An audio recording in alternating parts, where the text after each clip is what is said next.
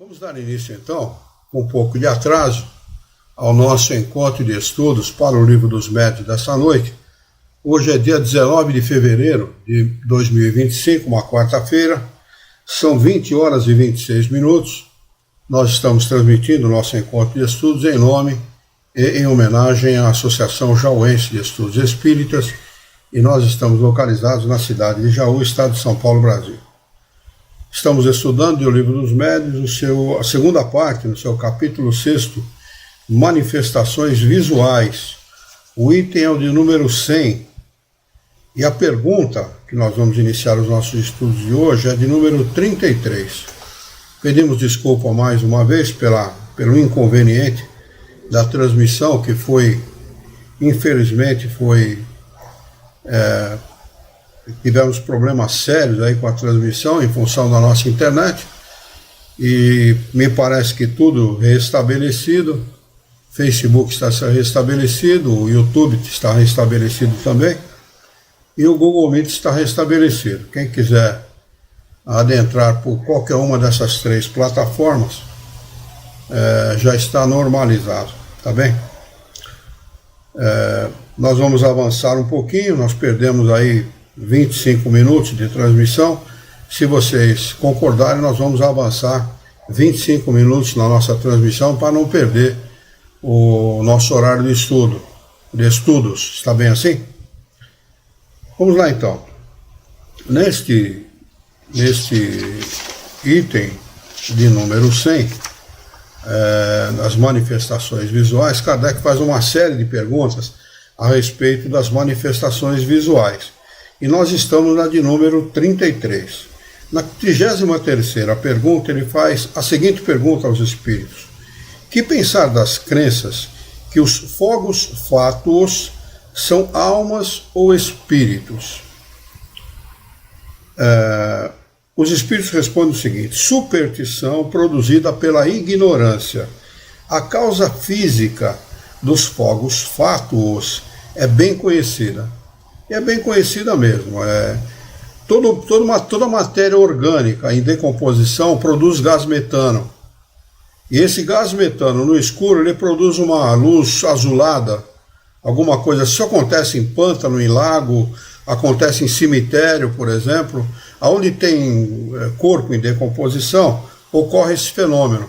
Não tem nada a ver com espírito, não tem nada a ver com coisa nenhuma, absolutamente. É apenas um fato físico, um fenômeno físico que ocorre em função da decomposição de órgãos, de corpos físicos, né? Questão de número 34. A chama azul, porque a chama do fogo fátuo é azul, é azulada. Daí a confusão que as pessoas que não têm conhecimento fazem com o surgimento de espíritos, com a aparição de espíritos. Por isso que a pergunta seguinte é a respeito de uma chama azul que apareceu sobre a cabeça de Sérvius Túlios na infância. Ele pergunta se foi real ou apenas uma lenda. Sérvius Túlios, ele foi, como diz aqui no rodapé, logo a seguir de número 3, ele foi um sexto rei de Roma, de 578 a.C. a 534 a.C. Ele nasceu escravo e foi preparado, foi educado para suceder o Tarquínio Prisco na sua sucessão. E ele foi muito bem sucedido, ele ampliou Roma, como ele diz aqui, aumentou suas muralhas, estruturou as classes, realizou grandes obras, né? Então, a pergunta de Kardec era a respeito disso. E os espíritos respondem o seguinte: essa chama azul que aparecia sobre a cabeça de Sérvius Túlios era real. Era produzida por um espírito familiar que desejava divertir a mãe. A mãe, médium vidente, percebeu uma irradiação do espírito protetor de seu filho. Os médiuns videntes variam de grau no tocante à percepção, como os médiuns escreventes variam na escrita. Enquanto essa mãe via uma chama, outro médium poderia ver o próprio espírito. Então há várias variações, várias gradações em relação à mediunidade de evidência. E esta é uma delas, né? Pode ver uma irradiação do espírito, como pode ver o próprio espírito. A 35ª pergunta, Kardec pergunta o seguinte aos espíritos: os espíritos poderão se apresentar com a forma de animais? A resposta dos espíritos é a seguinte: isto pode acontecer, mas são sempre espíritos inferiores os que tomam essa aparência. Mas seriam sempre, em todos os casos, aparências passageiras, pois seria absurdo acreditar que um animal pudesse ser a encarnação de um espírito. Os animais são sempre animais e nada mais do que isso. Enquanto no nosso mundo, o animal é sempre um animal. Isso não tem nada, não contraria a chamada lei de progressão dos espíritos. O animal também é um espírito em progresso, mas ele vai atingir esse progresso, a fase hominal, daqui a muito tempo. Talvez bilhões de anos, contando o tempo como nós contamos aqui na Terra. Daqui a muito tempo. Então o animal, ele nunca... um espírito nunca encarna, um espírito já na fase hominal, nunca encarna num corpo de um animal. Não é? É sempre no corpo de um homem. Não é? A crença da betempsicose, que até hoje é muito divulgada na Índia, por exemplo, a vaca é sagrada porque alguns indianos que cultuam essa crença pensam que seus parentes poderão estar encarnados no corpo de um daqueles animais, é completamente desprovido de qualquer veracidade. Tá? É apenas uma crença, ela deriva de crenças muito antigas, né? E não tem nada a ver, absolutamente nada a ver com a realidade. Animal é sempre animal, e o homem que atingiu a fase hominal sempre será um homem, não vai regredir, não vai voltar a habitar o corpo de um animal. Assim como um animal, na fase evolutiva da Terra, jamais habitará o corpo de um homem. O animal ele vai progredir até atingir a fase hominal. No nosso mundo, jamais isso vai acontecer. E tem uma nota do próprio mestre Allan Kardec que diz o seguinte: somente a superstição pode levar a crer que certos animais são encarnações de espíritos. É necessário ter uma imaginação muito condescendente ou muito impressionável para ver algo de sobrenatural nas atitudes, às vezes um pouco estranhas, que eles tomam, mas o medo frequentemente faz ver aquilo que não existe. Aliás, o temor nem sempre é a fonte dessa ideia. Conhecemos uma senhora, por sinal muito inteligente, que estimava demais um gato preto, acreditando que ele possuía uma natureza super animal. Nunca, entretanto, ouvira falar de espiritismo. Se eu tivesse conhecido, compreenderia o ridículo da causa de sua superstição, pois a doutrina lhe provaria a impossibilidade dessa metamorfose. Ele vai entrar agora num ensaio teórico a respeito sobre as aparições. Nesse ensaio teórico, nós temos vários itens, e no item de número 101 ele diz o seguinte: as manifestações mais comuns, a Daniele e a Érica estão lá pelo YouTube, parece que está boa a transmissão lá, porque elas estão por lá, e está tudo bem. A nossa irmã lá de Portugal, lá da terra, da Santa Terrinha, entrou, Salviano Oliveira. Ela usa o pseudônimo de Salviano, não é esse o nome dela, porque ela me revelou isso. E o Jorge Down. Como é importante estarmos juntos estudando o Evangelho de Jesus Cristo. Gratidão. Araçoiaba, Ceará. Bem-vindo, viu, Jorge? É um prazer ter você conosco. Obrigado pela presença de todos. Nós estamos estudando o livro dos Médiuns.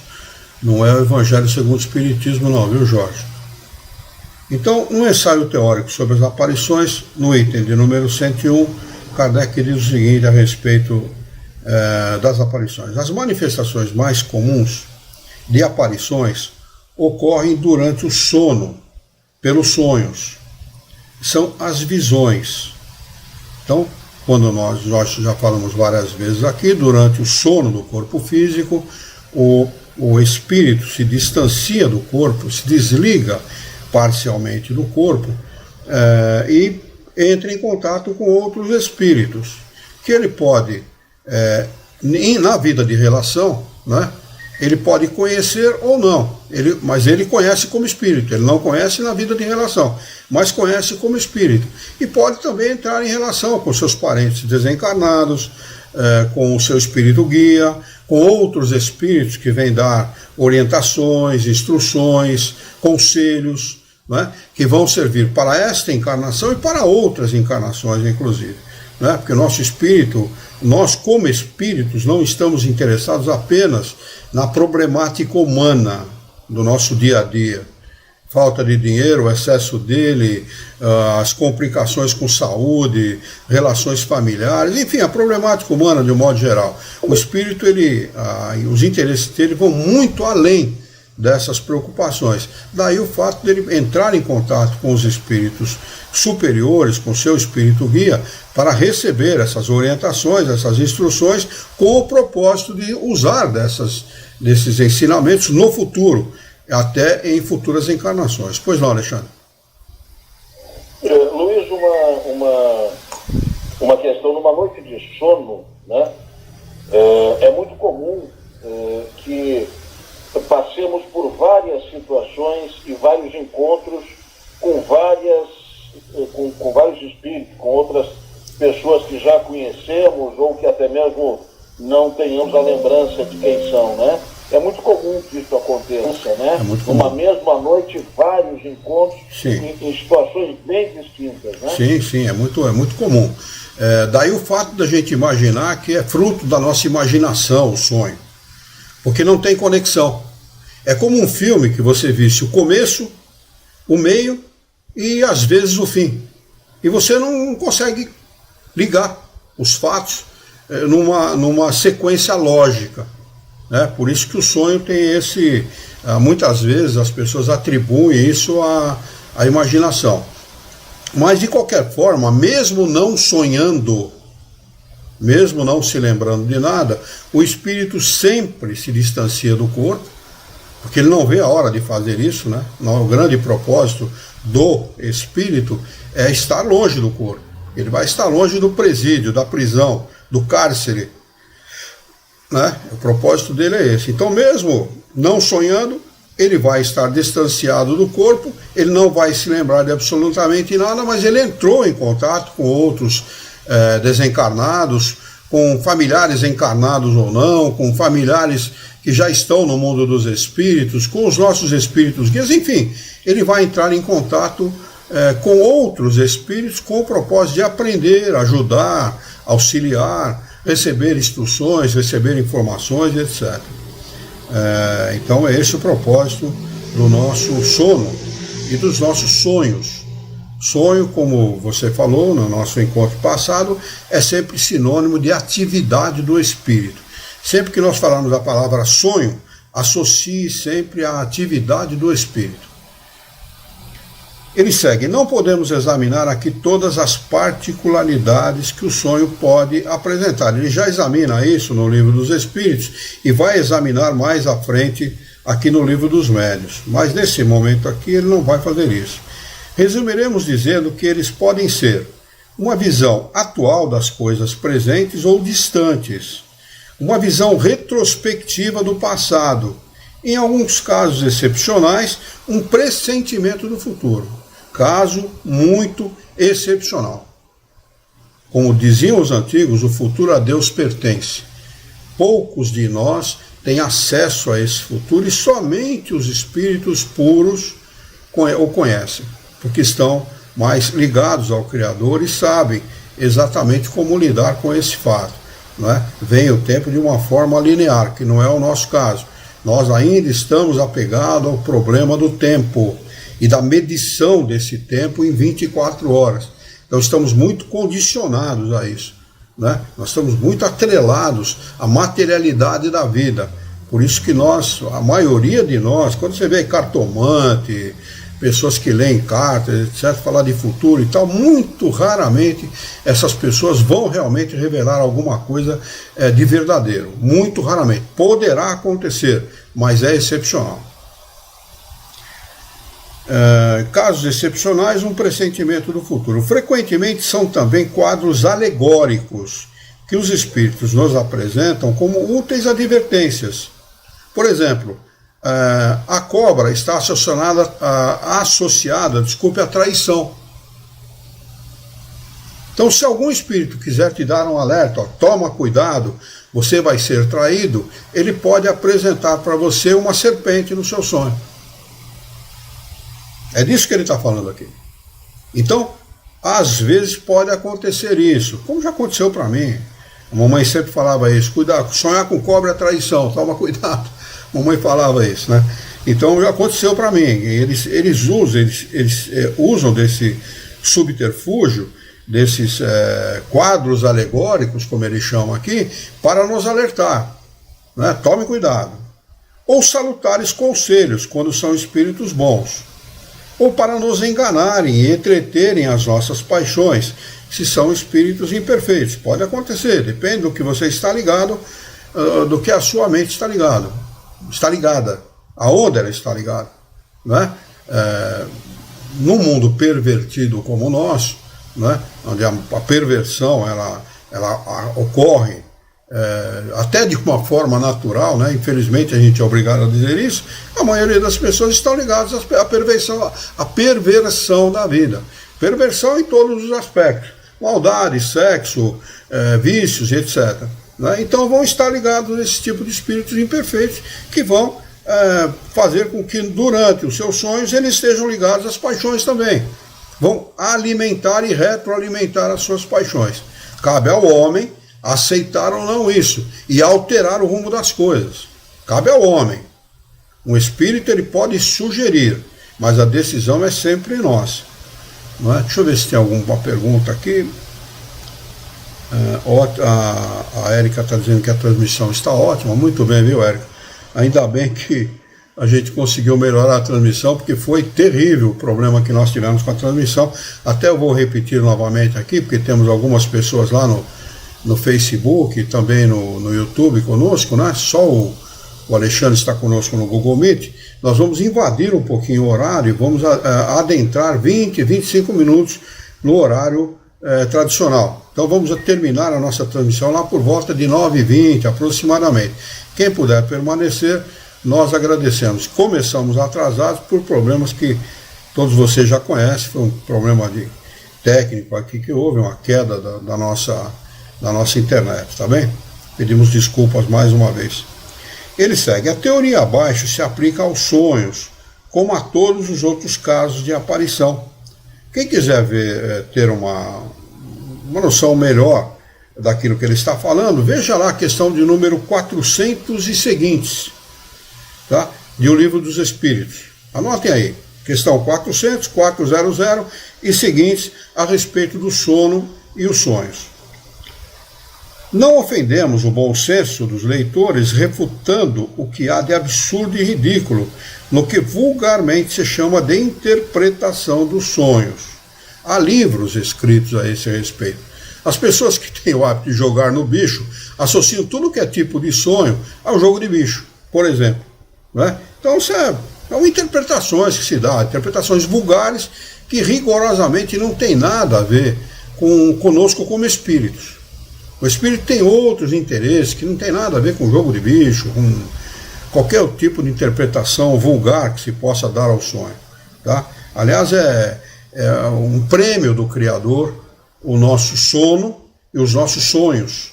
Tá? Porque o espírito pode se desligar e entrar em contato com outros espíritos, ampliando assim a sua faixa de conhecimento, seu grau de conhecimento, e estando em contato com aqueles que ele ama e que muitas vezes desconhece como encarnado. Na vida de relação ele desconhece, mas ele ama, esses espíritos lhe amam e vêm lhe trazer alento, vêm lhe trazer uma palavra de bom ânimo, de estímulo.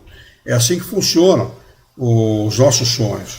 E aqui tem o rodapé de número 5 do professor José Herculano Pires, que diz o seguinte: Kardec se refere à arte vulgar da interpretação dos sonhos, e não aos processos psicológicos, hoje empregados na terapêutica.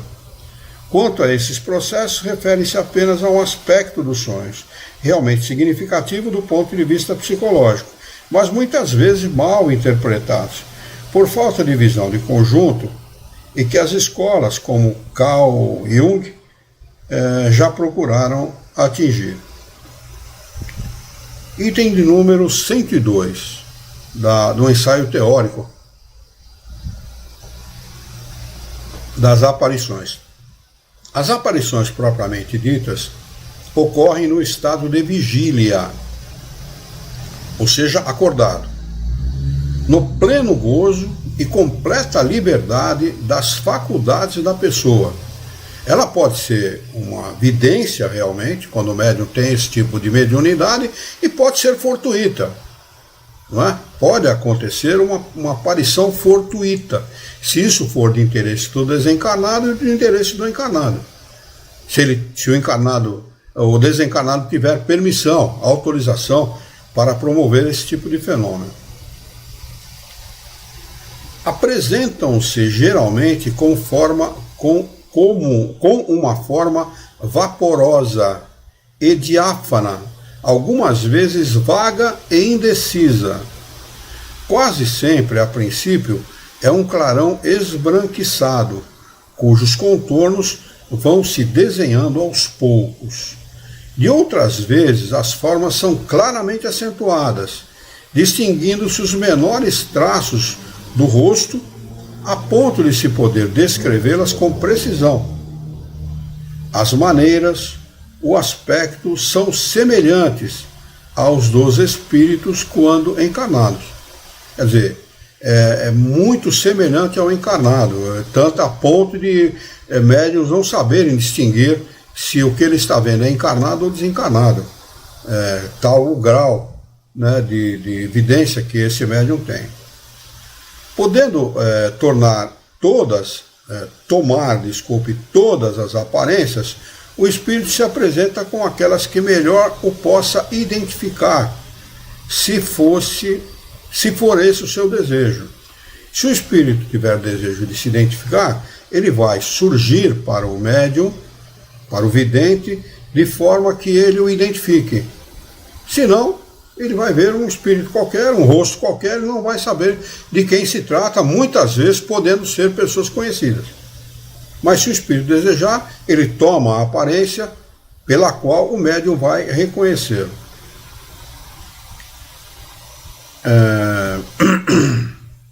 Assim, embora não tenha como espírito nenhum defeito corporal, preste atenção nessa informação, embora não tenha como espírito nenhum defeito corporal e nem poderia ter, porque não tem corpo. Ah, mas o perispírito não é um corpo? Não, não é um corpo como o nosso.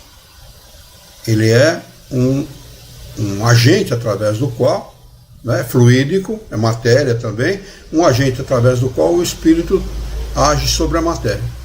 Mas não tem a nossa composição física grosseira como a nossa. Não tem nada a ver com o nosso corpo.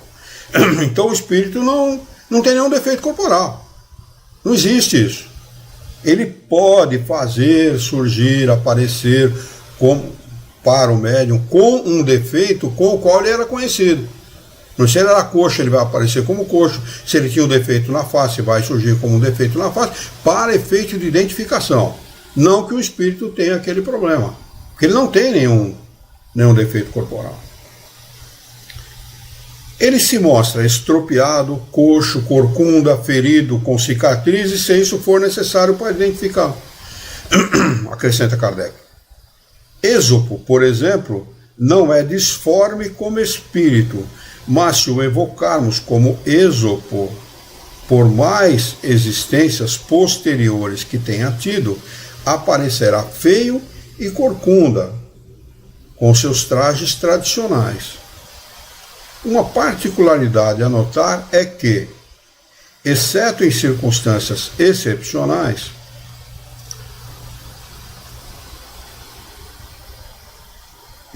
exceto em circunstâncias excepcionais, as partes menos precisas da aparição são os membros inferiores, enquanto a cabeça, o tronco, os braços e as mãos aparecem nitidamente.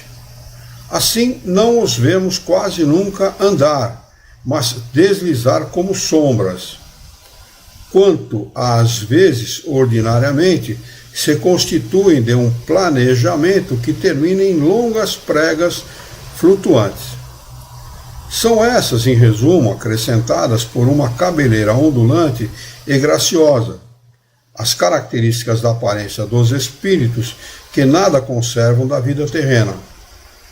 Mas os espíritos comuns das pessoas que conhecemos vestem-se geralmente como faziam nos últimos dias de sua existência. Há outros que muitas vezes se apresentam com símbolos de sua elevação, como uma auréola ou asas, pelo que são considerados anjos. Outros carregam instrumentos que lembram suas atividades terrenas. Assim, um guerreiro poderá aparecer com uma armadura, um sábio com seus livros, um assassino com seu punhal e assim por diante. Os espíritos superiores apresentam uma bela figura, nobre e serena. Se não estiver surgindo assim, não é um espírito superior.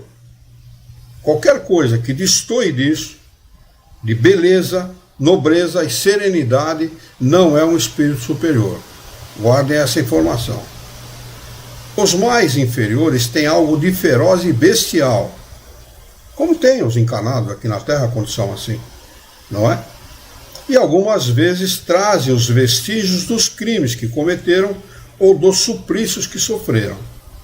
O problema das vestes e dos objetos acessórios é talvez mais intrigante.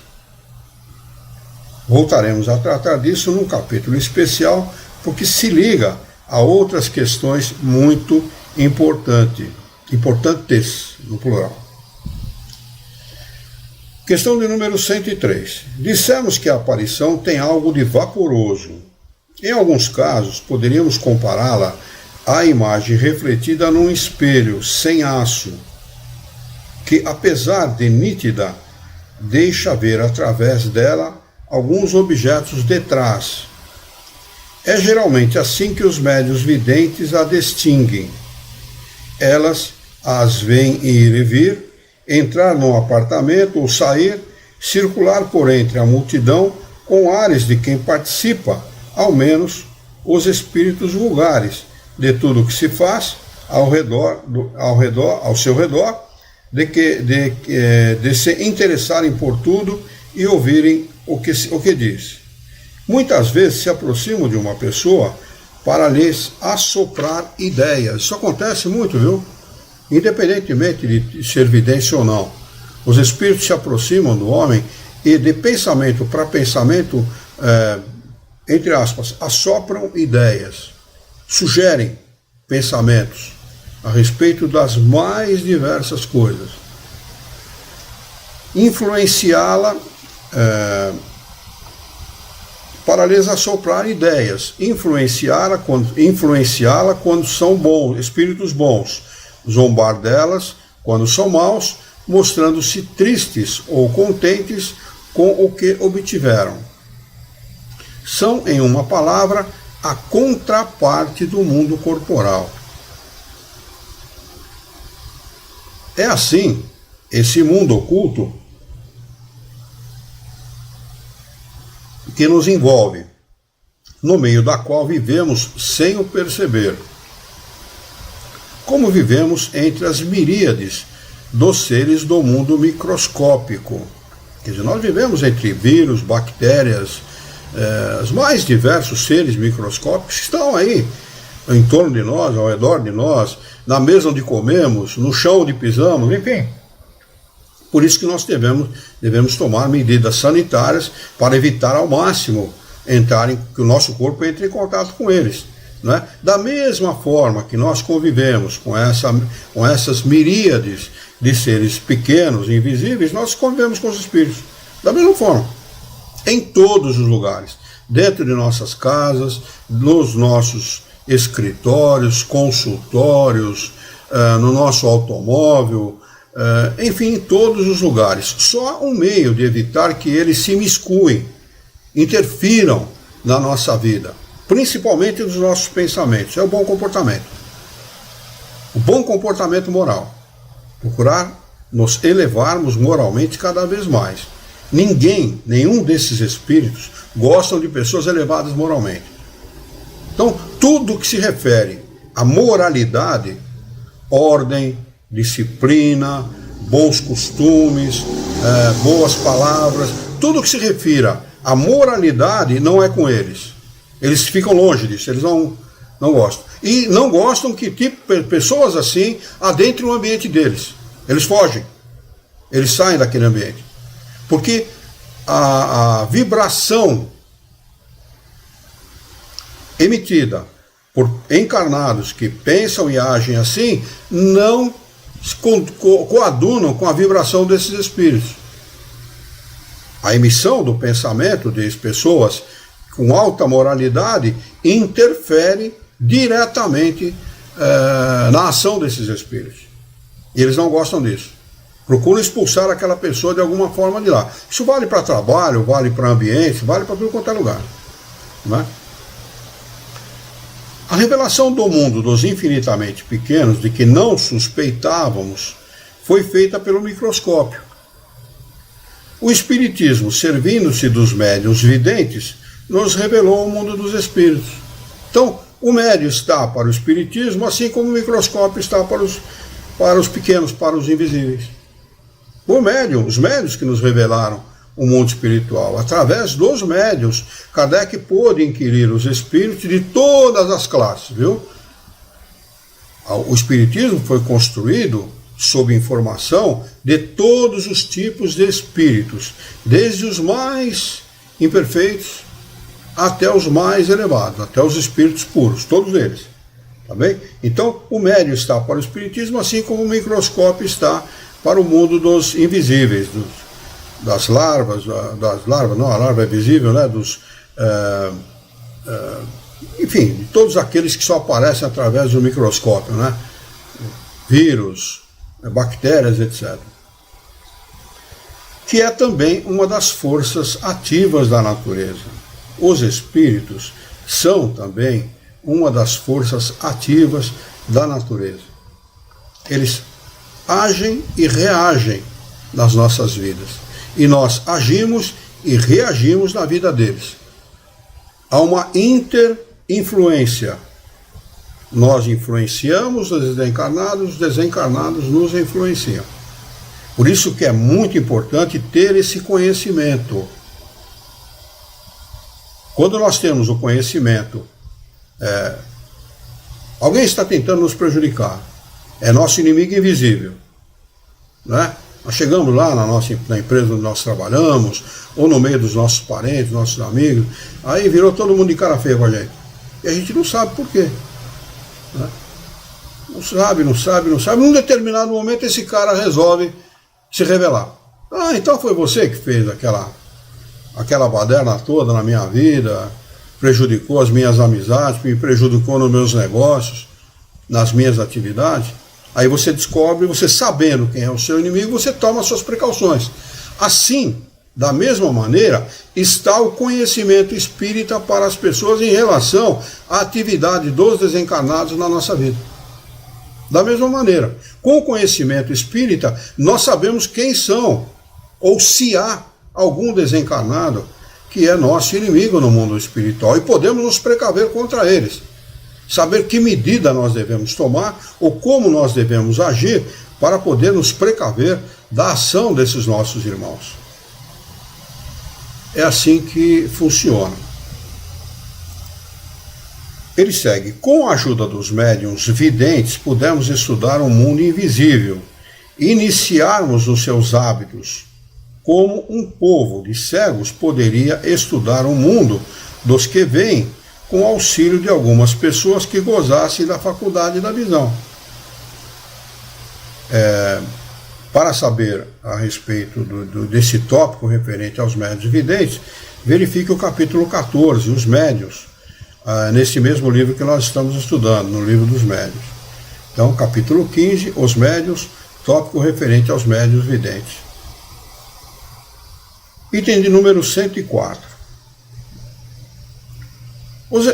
O espírito que deseja ou pode aparecer reveste algumas vezes uma forma ainda mais nítida, com todas as aparências de um corpo sólido, a ponto de dar uma ilusão perfeita e fazer crer que se trata de um ser corpóreo.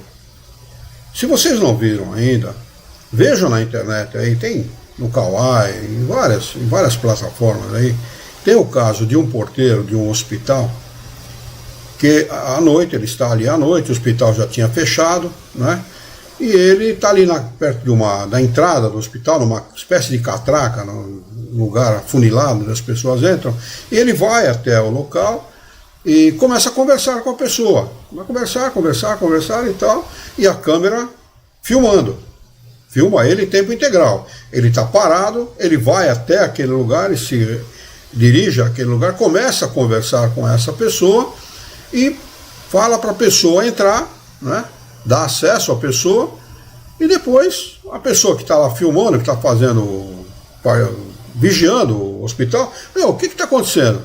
Ele fala, não, foi uma senhora, assim, de tantos anos, a dona fulana de tal, revela o nome dela, tudo, ela pediu para entrar, para ir no quarto dela pegar uma coisa que ela esqueceu.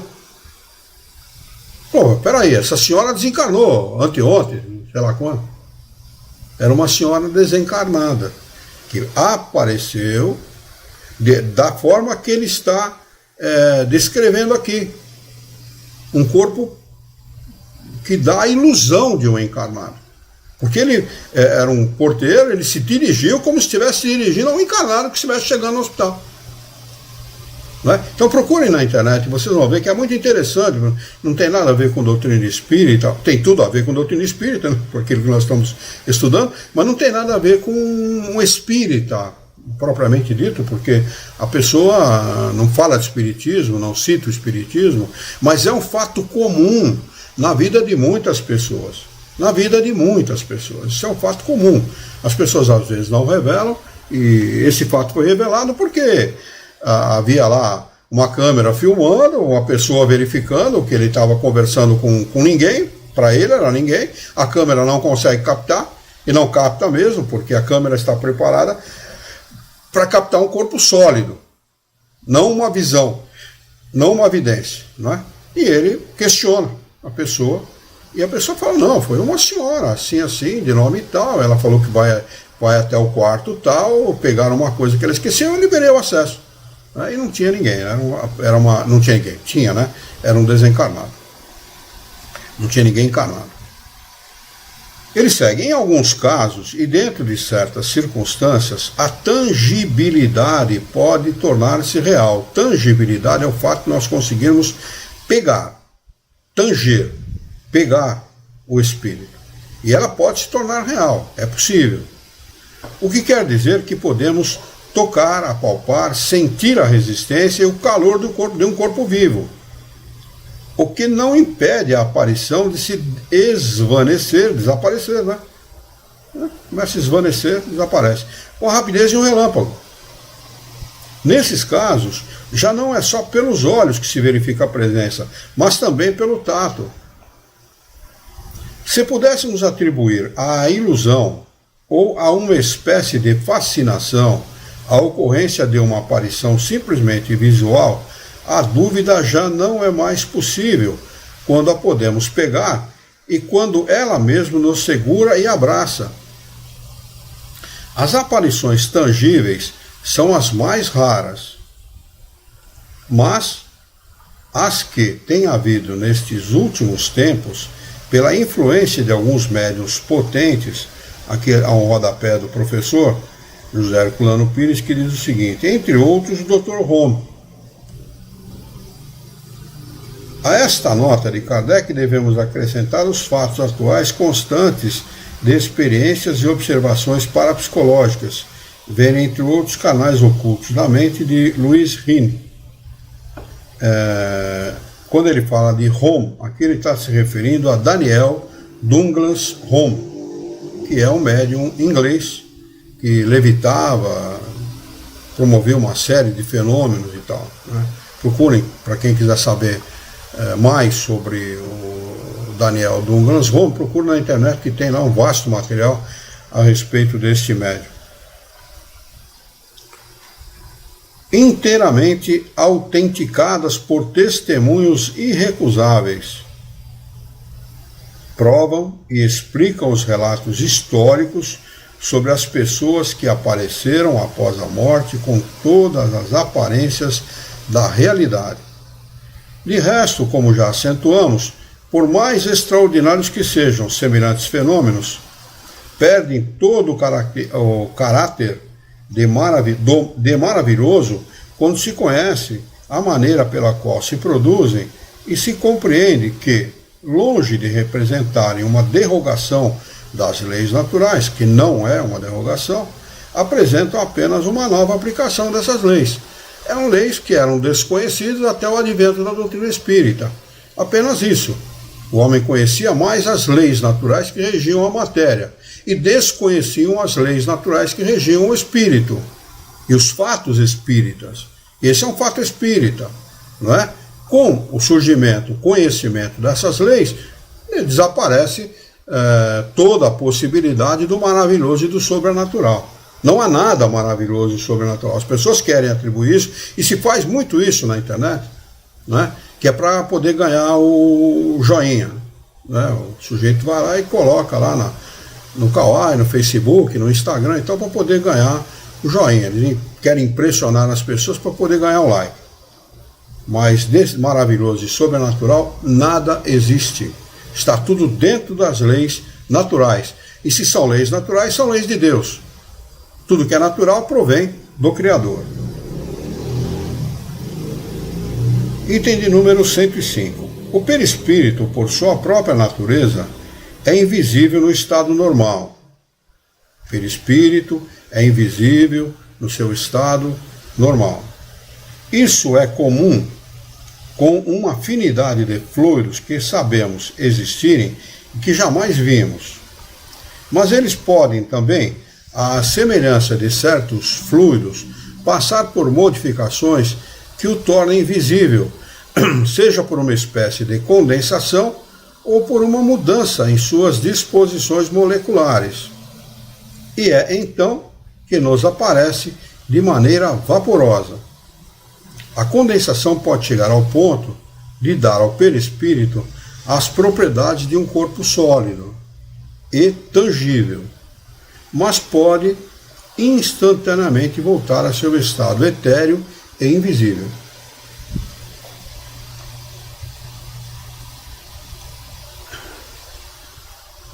É necessário, abre parênteses, é necessário não tomar ao pé da letra a palavra condensação, pois só a empregamos por falta de outra e como simples recurso de comparação. Fecha aquilo que Kardec falou aqui entre chave, né? Para dizer que não é condensação, como nós já estudamos no nosso encontro passado. Não é condensação o que acontece com o espírito, é uma modificação fluídica. Ele pega do ambiente, do médium, uma certa quantidade de fluidos, mistura com o seu fluido, faz lá um composto e aplica ao seu próprio perispírito, para ele poder tornar-se visível, não é? Então não é uma condensação. Condensação é um processo físico e aplicado às coisas, aos corpos físicos e não ao espírito ou ao perispírito, embora o perispírito seja material.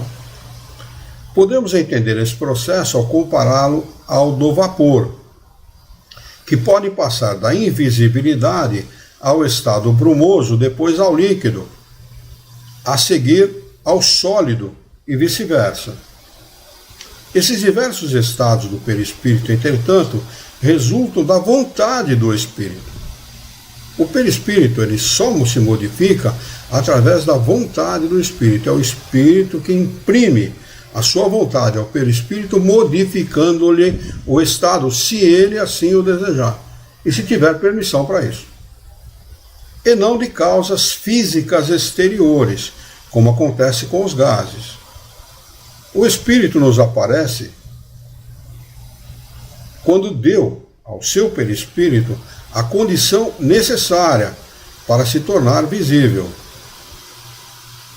Quando ele dá a condição ao perispírito, ele modifica molecularmente o seu perispírito pela sua própria vontade, a ação dessa vontade sobre os fluidos, ele dá uma outra condição ao perispírito, tornando o seu perispírito visível, como ele fala aqui. Então eu vou ler novamente. O espírito nos aparece quando deu, ele, o espírito, pela sua vontade, deu ao seu perispírito a condição necessária para se tornar visível.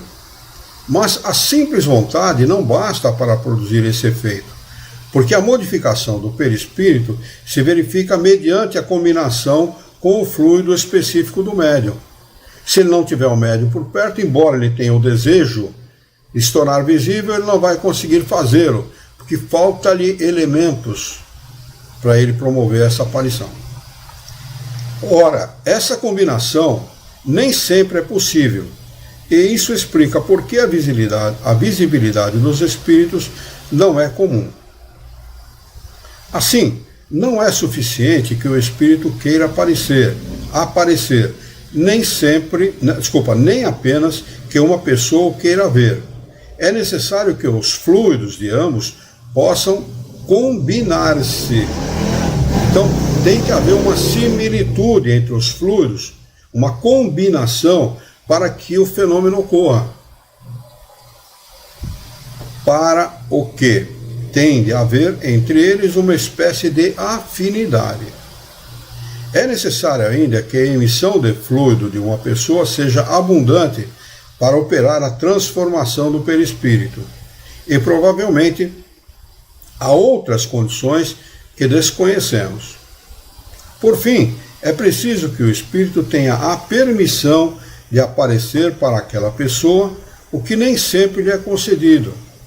Então, há uma série de fatores através das quais muitas vezes o espírito não tem condição de se tornar visível, embora ele deseje.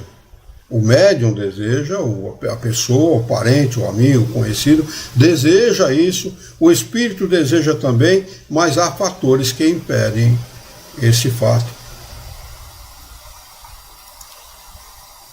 O que nem sempre lhe é concedido, ou pelo menos não é em certas circunstâncias, por motivos que não podemos apreciar. Tem alguma coisa na lei de Deus, na vontade do Criador, que não permite naquele momento aquele fato. Não é? Há outras experiências pelas quais encarnados e desencarnados têm que passar, têm que aprender, para depois poder ser permitido esse tipo de fenômeno, alguma coisa do gênero. Tá? Tem o rodapé de número 7, a nota do professor, que diz o seguinte: entre esses motivos figuram as condições da prova porque passa a pessoa ou o espírito, os inconvenientes emocionais para a pessoa, as complicações familiares que poderia resultar e assim por diante. Então, uma série de fatores, não é? Isso aí pouco nos interessa, né? O fato é que nós estamos sempre aprendendo, o propósito é sempre esse, de nos ensinar algo, não é? Então, nem sempre a vidência seria, naquele momento, o melhor recurso para que nós possamos aprender. Alguém está falando em ectoplasma aqui. Ectoplasma é um termo criado por outras tendências, aí, por outros que criaram esse termo. Não é um termo espírita, tá bem? O termo é fluido. Esse é o termo do qual tratam os espíritos superiores e trata Kardec. O fluido modificado. Ectoplasma, já aí, quem tratou disso foram vários cientistas que não eram espíritas e deram esse tipo de nome ao fluido modificado que eles chamaram de ectoplasma, tá bem? Eu prefiro ficar com o termo utilizado por Kardec.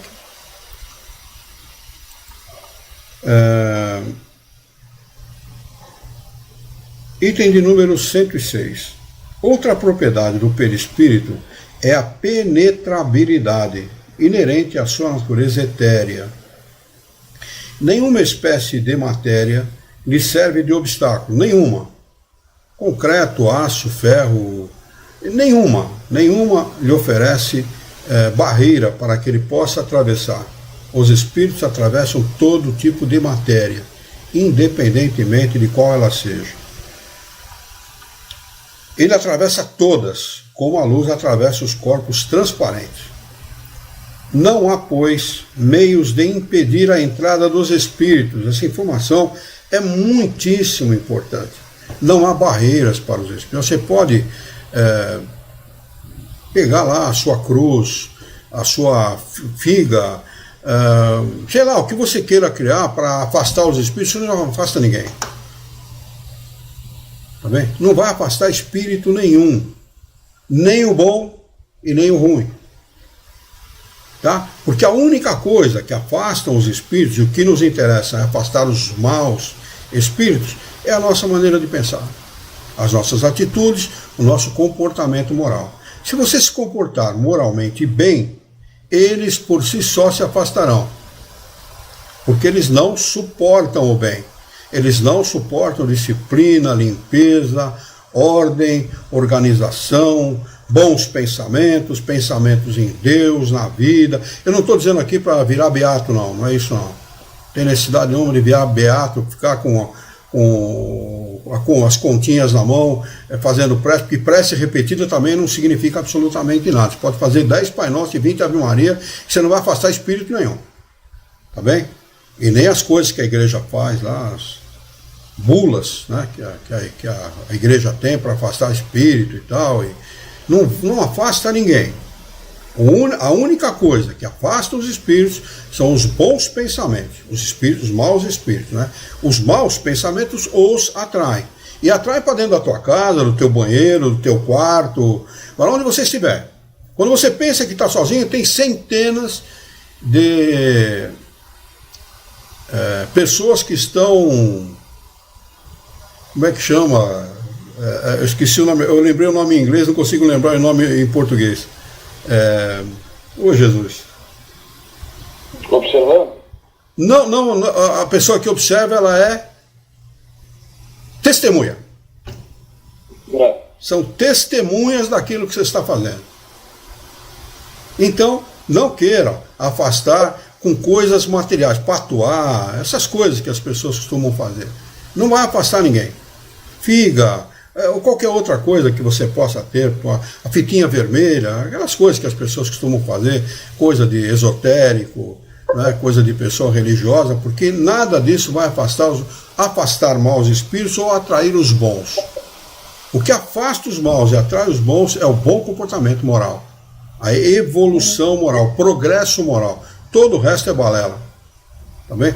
Eu sei que isso causa dificuldade para as pessoas, porque as pessoas têm a ilusão de afastar os maus espíritos, queimando incenso, fazendo uma série de coisas, mas isso não vai afastar ninguém, pelo contrário, vai criar mau cheiro na tua casa, né? Não vai afastar ninguém. Eu vou ler novamente. As outras propriedades do perispírito é a penetrabilidade, consegue penetrar em qualquer lugar, inerente à sua natureza etérea. Nenhuma espécie de matéria lhe serve de obstáculo. Ele atravessa todas, como a luz atravessa os corpos transparentes. Não há, pois, meios de impedir a entrada dos espíritos que vão visitar o prisioneiro em sua cela com a mesma facilidade com que visitam o homem no meio do campo. Que fique bem gravado isso, porque você tem que melhorar o seu comportamento. Você tem que melhorar a sua condição moral. Você tem que melhorar aquilo que você é. Se você não faz isso, você vai ter sempre algum desses interferindo na sua vida, atrapalhando a tua vida, atrapalhando a tua família, atrapalhando você, criando instabilidade no relacionamento com os seus, com aquele que você ama, filho, mulher, marido e etc. Tá bem? Muito bem, vamos anotar aqui. Pois não, você quer falar alguma coisa? Ah não, vamos ler aqui. Pois não, pode falar, pode falar. Não, só um rápido comentário, que você acabou, só um complemento que você falou, né? Pois não. A partir do momento que você tem bons pensamentos, né, e você tem um comportamento moral adequado, correto, né, honesto, vamos dizer assim, consigo mesmo, isso vai te atrair uma série de benefícios na tua vida. Sem dúvida. Não somente a presença dos queridos que nos amam e dos bons espíritos, e não somente afastar os maus espíritos, mas um bom pensamento, um bom comportamento moral vai te trazer inúmeros benefícios no teu dia a dia aqui enquanto encarnado. Inclusive e sobretudo para a tua saúde física. Você quer ter um coração bom? Seu amigo do peito aqui, ele funcione bem? Seja otimista, né? Haja corretamente, queira o bem alheio, queira o bem do próximo, o bem comum, o bem de todos, não inveje, não tenha ódio, não tenha rancor, nada desses sentimentos que afastam o bem da gente. E quando nós falamos de atrair os bons espíritos, isso serve para espíritos desencarnados e desencarnados também, né? Se vocês me permitirem, temos 3 minutos ainda antes de vencer o horário, nós vamos ler o item de número 107, tá bem? Ele diz o seguinte: as aparições no estado de vigília não são raros, nem constituem novidade. Verificam-se em todos os tempos. A história oferece-nos grande número de casos, mas sem remontar ao passado, encontramos-las com frequência nos nossos dias. Muitas pessoas as tiveram e as tomaram no primeiro instante pelo que se convencionou chamar de alucinações. Até hoje fazem isso, apesar do conhecimento espírita. São frequentes, sobretudo, de pessoas distantes que vêm visitar parentes e amigos. Pessoas distantes, está falando de desencarnado não. Pessoas distantes que vêm visitar parentes e amigos. Estão lá dormindo, está lá na sua caminha, lá, sei lá, moram não sei aonde, estão lá dormindo e vêm visitar os parentes. Encarnados. Muitas vezes não têm um objetivo claro, mas podemos dizer que, em geral, os espíritos que assim aparecem são atraídos por simpatia, pensamento, a mesma maneira de pensar. Que examine cada um as suas lembranças e verá que são poucos os que não conhecem fatos dessa espécie, cuja autenticidade não se poderia pôr em dúvida. Nós vamos marcar aqui o item do número 108, Espíritos Glóbulos, para nós retomarmos na próxima quarta-feira, esperando que não aconteça toda essa balbúrdia que aconteceu hoje com a nossa transmissão. Pedindo desculpas mais uma vez a vocês, não foi voluntário, foi involuntário, mas aconteceu. Deixa eu ver se tem alguma pergunta de alguém. Está tudo bem, parece que as pessoas permaneceram na nossa live, né? Vamos então, se ninguém tiver nenhuma pergunta, não quiser acrescentar nada, nós vamos fazer a nossa prece. O Jorge resumiu aqui tudo aquilo que nós falamos resumindo, transformação moral. É isso mesmo. Uns falam de reforma íntima, né, que não tem nada a ver com aquilo que os espíritos ensinam. Ninguém está aqui para ser reformado intimamente, né? Nós não somos móvel velho, quem serve para ser reformado é móvel antigo, né? Nós somos espíritos em progresso, estamos sempre progredindo, aprendemos, acumulamos conhecimento, desenvolvemos a nossa inteligência, a nossa moralidade, consequentemente, né? E progredimos, avançamos para melhor. Muito bem, eu convido a todos então, para nós juntos elevarmos o nosso pensamento, mentalizarmos a figura excelsa e amiga daquele que é de todos nós o mestre e o modelo, e o guia de toda a humanidade, Jesus de Nazaré. juntos com Ele, nos dirigir ao Criador, ao Senhor da vida, fonte inesgotável de paz, de amor, de bondade, de misericórdia e justiça, para agradecê-lo muito pela oportunidade de aqui estarmos reunidos em seu nome, para discutirmos as questões propostas pelo Livro dos Médiuns desta noite. Queira o vosso amor, a vossa bondade, a vossa misericórdia, que tenhamos bom ânimo, coragem, determinação, ideias renovadas, alegria de viver e muito entusiasmo, para que nós possamos trabalhar e sermos úteis à sociedade em que vivemos.